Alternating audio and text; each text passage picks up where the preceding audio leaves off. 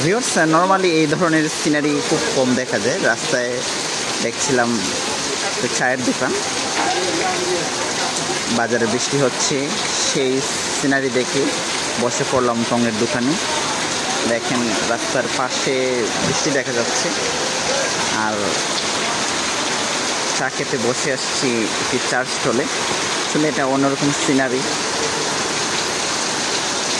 আপনাদেরকে বাজার দেখাচ্ছি।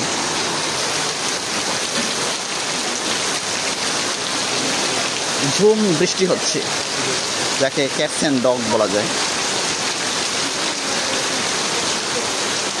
পাশে রয়েছে ওনার চায়ের দোকান। তো কেউ আবার ভাবতে পারেন যে বৃষ্টির দিনে রং চা খেতে ভালো লাগবে। আমার রং চা চেয়ে দুধ চায় বেশি ভালো লাগে, যার কারণে দুধ চাটা নিয়েছি। তবে স্বাদ বেশি একটা ভালো না, মোটামুটি। তো আপনারা কারা কারা বৃষ্টির দিনে চা খেতে ভালোবাসেন অবশ্যই কমেন্ট করে জানাবেন।